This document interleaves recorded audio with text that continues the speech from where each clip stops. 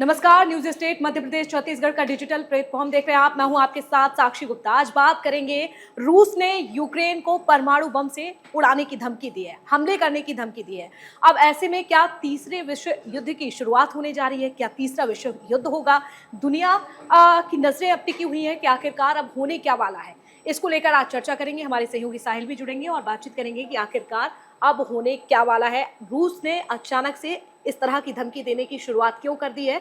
ऐसा क्या कुछ हुआ? देखिए साहिल, बात करें अगर यूक्रेन की, तो यूक्रेन ने जिस तरह से हमने देखा कि पहली बार ब्रिटिश मिसाइल का यूज किया है और अटैक किया है, लेकिन अब रूस इसका सीधा जवाब देगा। बिल्कुल, क्योंकि देखिए जिस तरीके से अब यूक्रेन ने क्या किया था, यूक्रेन ने जो लंबी दूरी की मिसाइल्स थी उस पर एक अटैक करना शुरू कर दिया था रूस के ऊपर। जिसके बाद कहीं न कहीं ये बात देखी जा रही थी कि रूस इस बात पे भड़क ज़रूर सकता है, और वही हुआ। व्लादिमीर पुतिन ने ये बात साफ कर दी और क्या किया, जो चीज़ की गई है वो क्या किया है, जो अपना न्यूक्लियर डॉक्ट्रिन होती है, कोई भी देश होता है जिसके पास न्यूक्लियर वेपन होता है वो एक न्यूक्लियर डॉक्ट्रिन रखता है। यानी न्यूक्लियर डॉक्ट्रिन को अगर आसान शब्दों में मैं समझाऊँ तो ऐसे कुछ तरीके, ऐसे कुछ कंडीशंस जिनमें न्यूक्लियर अटैक किया जा सकता है। तो रूस ने किया क्या, ये जो न्यूक्लियर डॉक्ट्रिन है इसको बदल दिया है। जैसे भारत की न्यूक्लियर डॉक्ट्रिन ये कहती है कि हम किसी के ऊपर न्यूक्लियर अटैक पहले नहीं करेंगे जब तक हमारे ऊपर सामने से कोई अटैक नहीं करता है। मैं अगर पाकिस्तान की बात करें तो पाकिस्तान इस पर ये कहता है कि जिस कंडीशन में हमें लगेगा कि भाई हमारा मुल्क खतरे में है, हम उस पर अटैक कर देंगे, न्यूक्लियर अटैक कर देंगे, हम नहीं देखेंगे कौन सा देश है, क्या देश है। बिल्कुल। अब अगर बात करें हम रशिया की या रूस की हम बात करें, तो रूस इस कंडीशन में ये है कि रूस ने अपनी डॉक्ट्रिन चेंज किया। रूस ने क्या कहा है कि जहां पर हमें लगेगा कि कोई भी देश हमारी एग्जिस्टेंशियल क्राइसिस, यानी हमारे रहने पर सवाल खड़े करता है, हम पर अटैक करता है, तो हम उस पर अटैक कर देंगे, हम न्यूक्लियर अटैक करने से पहले नहीं सोचेंगे। और दूसरी जो बड़ी बात कही गई है कि अगर कोई देश, ऐसा देश, क्योंकि यहाँ पर सीधा यूक्रेन का नाम नहीं लिया गया है, यहाँ पर डॉक्ट्रिन में ये कहा गया है कि कोई देश ऐसा जिसके पास न्यूक्लियर वेपन नहीं है, जो कि यूक्रेन के पास नहीं है, ऐसे देश को अगर कोई देश, ऐसा देश जिसके पास हेल्प न्यूक्लियर करता वेपन है, है हेल्प करता है, उसका सपोर्ट करता है, तो कहीं ना कहीं उसको यही माना जाएगा कि आप उसकी न्यूक्लियर हेल्प कर रहे हैं और हम उस देश पर अटैक कर देंगे। तो उस कंडीशन में हम ये नहीं देखेंगे, हम पर कोई इंटरनेशनल प्रेशर नहीं बनाया जाएगा। क्यों? क्योंकि हमने अपनी डॉक्ट्रिन में ये साफ पहले ही कर दिया है। बिल्कुल। और इसके साथ ही ये भी अगर आसान शब्दों में समझा जाए कि देखिए, अगर कोई भी बैलिस्टिक मिसाइल से हमला करता है तो भी पलटवार करेगा रूस, बिल्कुल अपने तरीके से परमाणु बम से हमला करेगा। इसके साथ ही देखें तो चाहे बात अगर करें रूस की, जिस तरह से हम देख रहे हैं साहिल, लेकिन ऐसे में अब वो होगा क्या अगर ये हमले होंगे? तो देखिए, जिस तरह से हमने देखा, जो बाइडेन की अगर बात करते हैं, उन्होंने जाते जाते जिस तरह से मिसाइल का यूज़ करने के लिए परमिशन दी है यूक्रेन को। ऐसे में सवाल ये है कि क्या जो बाइडेन जाते जाते एक बड़ा खेल कर गए हैं और इस खेल में क्या यूक्रेन फंस गया है? ये एक बहुत ही महत्वपूर्ण सवाल है। बिल्कुल, क्योंकि देखिए जो बाइडेन ने जो संदेश दिया, जो बाइडेन ने साफ तौर पर ये कह दिया था, अगर हम जो मीडिया रिपोर्ट्स की बात माने, हम्म। तो मीडिया रिपोर्ट्स में बात साफ कही गई थी कि जो बाइडेन ने ये बात कह दी है कि हम यूक्रेन को इतना पैसा इन 1 महीने में, क्योंकि अब 1 महीने का समय रह गया, 1 महीने बाद जनवरी में डोनाल्ड ट्रंप राष्ट्रपति का पदभार संभालेंगे। अब वो पदभार संभालने से पहले ये कहा जा रहा है कि जो बाइडेन ने यूक्रेन से प्रॉमिस कर दिया, यूक्रेन से ये वादा कर दिया है कि हम आपको इतना पैसा दे देंगे कि आप अगले 1 साल तक लड़ाई करते रहें। और वहीं डोनाल्ड ट्रंप ने ये बात साफ कह दी है कि उनके राष्ट्रपति बनने के बाद वो 24 घंटे के अंदर युद्ध को रुकवा देंगे।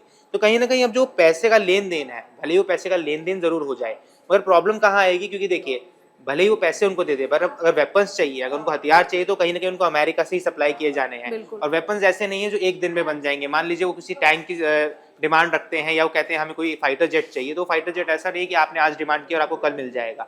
ये बनने में काफी लंबा समय लगता है। तो डोनाल्ड ट्रंप कर वो सकते हैं कि वहां पर एक प्रेशर बना सकते हैं, कि डोनाल्ड ट्रंप साफ कर चुके हैं कि हम युद्ध के पक्ष में नहीं है, हम युद्ध रोकना चाहते हैं। अब कैसे रोकना चाहते हैं वो उनकी अपनी रणनीति है, मगर कहीं ना कहीं अब वो जो पूरा प्रेशर बनता हुआ दिखेगा, क्योंकि देखिए तख्ता पलट हर जगह हो रहा है। अगर हम पॉलिटिकली बात करें तो अमेरिका में भी अब तख्ता पलट हो रहा है, अमेरिका में भी चीज़ें बदल रही हैं, नई गवर्नमेंट आएगी। अगर हम बात करें दूसरे युद्ध की, जो मिडिल ईस्ट में चल रहा है, ईरान और इजराइल का जो युद्ध चल रहा है, वहाँ पर भी तख्ता पलट कहीं ना कहीं हो रहा है। तो कहीं ना कहीं जो पॉलिटिकल इंस्टेबिलिटी है पूरी, इस वजह से कहीं ना कहीं अब रशिया भी प्रेशर बन गया है। तो रशिया ने अब ये चीज़ एक सीधी वार्निंग दे दी है कि अगर अब आप हम पर अटैक करते हैं तो कहीं ना कहीं अब इसका खामियाजा आपको भुगतना पड़ेगा। लेकिन साहिल देखिए, होगा क्या अगर ये हमले होते हैं? और जिस तरह से तीसरे विश्व युद्ध की हम बात कर रहे हैं, अगर देखिए रूस की बात करते हैं, अमेरिका की बात करते हैं, चाहे पाकिस्तान की बात करें, भारत की बात करें, या फिर फ्रांस की बात करें, यूके की बात करें, तो इन सब के पास परमाणु हथियार है, लेकिन यूक्रेन के पास नहीं है। जबकि अमेरिका लगातार, चाहे फंड को लेकर, जैसे आपने कहा, फंड को लेकर लगातार हेल्प कर रहा है, सपोर्ट कर रहा है, और जिस तरह से मिसाइलों को लेकर भी लगातार हेल्प कर रहा है। लेकिन आने वाले दिनों में होगा क्या? अगर देखिए रूस अटैक करता है तो होगा क्या, अगर एक परमाणु बम से अटैक किया जाता है तो लाखों लोगों की जान जा सकती है। और इससे पहले हमने देखा जापान सीधा भुगत भी चुका है। जो लोग बचे हुए थे उन लोग शायद वो उस दिन को याद करते होंगे, सहम जाते होंगे किस तरह से हालात होते हैं।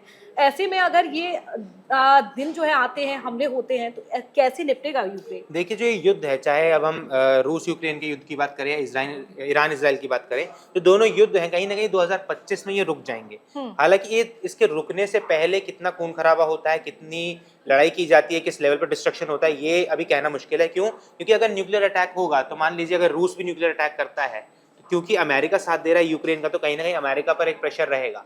और हमने ये वर्ल्ड वॉर 1 से भी देखा है, वर्ल्ड वॉर 2 से भी देखा है कि जहां पर अमेरिका की एंट्री होती है कहीं ना कहीं उस देश में डिस्ट्रक्शन होता ही होता है। और अमेरिका की दोनों फ्रंट्स पर अब ऐसा नहीं कि अमेरिका सिर्फ एक ही फ्रंट पर लड़ रहा है। अगर एक तरफ वो रूस से लड़ रहा है यूक्रेन के लिए, तो दूसरी तरफ ये भी है कि वो ईरान इसराइल वाले केस में इसराइल का साथ भी दे रहा है। तो अगर एक तरफ से न्यूक्लियर अटैक होता है तो दूसरी तरफ से भी न्यूक्लियर अटैक होगा, और दोनों अगर न्यूक्लियर अटैक एक समय पर किए जाते हैं, क्योंकि सबसे बड़ी बात यही थी कि जितने भी अटैक्स किए जा रहे हैं हमेशा यही कहा गया कि आप दूसरे देश के न्यूक्लियर वेपन्स को ना छेड़ें, क्योंकि अगर न्यूक्लियर वेपन्स को छेड़ा जाता है तो जिस लेवल पर डिस्ट्रक्शन होगी है, कहीं ना कहीं वो जो पूरी कंट्री की जो स्ट्रेंथ होती है, अगर हम 100% के स्केल पे बात करें तो 50 to 70% की जो पावर कोई भी देश होता है वो अपने न्यूक्लियर वेपन्स के बलबूते पे करता है। तो कहीं ना कहीं अब ये जो प्रेशर बनने वाला है, चाहे वो अमेरिका पर प्रेशर बने, चाहे वो यूक्रेन पर प्रेशर बने, क्योंकि अब इस युद्ध को खत्म करने का समय, अब रूस को भी बात समझ आ गई कि युद्ध खत्म होने वाला है, और वो चाहेगा कि इस युद्ध को जनवरी से पहले पहले अगर हम खत्म कर दें, जितनी टेरिटरी अपना सके अपनी तरफ, तो उस युद्ध में उनकी जीत मानी जाएगी। बिल्कुल, लेकिन यहाँ पर अगर भारत की बात करते हैं तो भारत इस पूरे तीसरे विश्व युद्ध को कैसे देखेगा? क्या भारत की भी इसमें कुछ एंट्री हो सकती है? क्या भारत का भी इसको सपोर्ट मिल सकता है? भारत देखिए एक तरीके से अगर हम बात करें तो तीसरा विश्व युद्ध शुरू हो चुका है, हम्म। अगर हम बात करें, क्योंकि देखिए जब कोल्ड वॉर चली थी, कोल्ड वॉर में कोई देश आपस में नहीं लड़े थे। यहाँ पर ऐसा है कि बस नाम दो देशों का चल रहे हैं, मगर ऐसा हुआ नहीं है। इन दोनों देशों में लड़ाई जरूर हो रही है, मगर कहीं ना कहीं अलग अलग तरीके से दूसरी देश इसमें जुड़े जरूर हुए हैं। अगर हम बात करेंगे इसमें रशिया यूक्रेन की बात करें, तो रशिया यूक्रेन में भले ही यूक्रेन और रूस लड़ रहे हैं, पर यूक्रेन के साथ कहीं ना कहीं नेटो खड़ा हुआ है, यूक्रेन के साथ कहीं ना कहीं अमेरिका खड़ा हुआ है। तो कहीं ना कहीं इतने सारे देश जब किसी युद्ध में जुड़ जाते हैं तो युद्ध अपने आप बड़ा हो जाता है। अगर बात करें भारत की, भारत पर इसका क्या असर पड़ने वाला है? अगर किसी भी तरीके से जितने ऑयल फील्ड्स हैं, चाहे वो ईरान के ऑयल फील्ड्स हो या किसी भी जगह पर ऑयल फील्ड्स हो, उनको डिस्ट्रॉय किया जाता है, तो कहीं ना कहीं जो कच्चा तेल है जो भारत में आयात आता है, क्योंकि ईरान से भारत बहुत बड़ी मात्रा में कच्चा तेल लेता है, अगर वो चीज़ें आती हैं भारत के अंदर, अगर ये चीज़ अटैक होते हैं ऑयल फील्ड्स पर, तो कहीं ना कहीं वो जो कच्चा तेल है उसका रेट बढ़ जाएगा, उसका दाम बढ़ जाएंगे। और दाम बढ़ने से देखिए तेल जैसे ही दाम बढ़ाता है कहीं ना कहीं महंगाई बढ़नी शुरू हो जाती है, तो उसका असर देखने को मिलेगा। दूसरी अगर हम बात करें जो मार्केट है, जो शेयर मार्केट चलती हैं, शेयर मार्केट ऑलरेडी डाउन जा रही है। क्यों? क्योंकि वॉर चल रही है। जब तक ये वॉर चलती रहेगी जो शेयर मार्केट है वो स्टेबल नहीं हो पाएगी। बिल्कुल, यानी कि सीधे तौर पर इसका असर जो है देखने को मिलेगा कि किस तरह से ये हालात बनते हैं और क्या इसका असर हो सकता है। तो देखिए भले ही रूस ने यहाँ पर लगातार चेतावनी दी हो, जिस तरह से हमने देखा 2022 यानी कि 1000 से भी ज़्यादा दिन साहिल हो चुके हैं, लेकिन स्थिति फिलहाल सामान्य नहीं है। हालांकि अब रूस का देखना होगा कि क्या एक्शन होने वाला है, क्या स्थिति को सामान्य करेगा। लेकिन पुतिन तो लगातार चेतावनी देते हुए नजर आ रहे हैं कि किसी भी तरह से अगर कोई उन पर हमला करता है, चाहे मिसाइल से, बैलिस्टिक मिसाइल से, या फिर जिस तरह से अभी यूक्रेन ने हमला किया। हालांकि रूस का क्या एक्शन होगा ये तो आने वाला समय बताएगा। बिल्कुल, क्योंकि देखिए रूस अब बात क्लियर कर चुका है, तो कहीं ना कहीं अब ऐसा है कि वॉर अब फ्रंट पे खुल चुकी है। हालांकि वॉर पहले भी लड़ी जा रही थी, क्योंकि लड़ाई जो है दो तरीके से चलती है। पहली लड़ाई होती है कि जिसमें सिर्फ दोनों देशों की सेनाएं लड़ रही हैं, मगर इस लड़ाई में क्या होने वाला है कि किम जोंग उन कह चुके हैं साफ कि हम अपने सैनिक भेजेंगे। अब जब दूसरे देश के सैनिक किसी वॉर में जुड़ जाते हैं तो कहीं ना कहीं वो वॉर एक बड़े लेवल पर चली जाती है, क्योंकि अमेरिका और नॉर्थ कोरिया की इतनी कुछ खास अच्छी बनती नहीं है, वहीं रूस और अमेरिका की अच्छी बनती नहीं है। मगर अब जब डोनाल्ड ट्रंप आएंगे, जब जनवरी में डोनाल्ड ट्रंप अपना पदभार संभालेंगे, तो वहां पर कहीं ना कहीं हो सकता है कि एक पूरी चीजें बदल जाए, क्योंकि ये जो एक महीना बहुत इंपॉर्टेंट रहने वाला है, क्योंकि इस एक महीने में वहाँ बाइडेन प्रशासन है। अब बाइडेन की अगर बात करें तो देखिए उन्होंने पहले जब फरवरी में ये जो मिसाइल पहुंचाई थी उस समय इसका यूज़ करने की परमिशन नहीं दी थी, मंजूरी नहीं दी।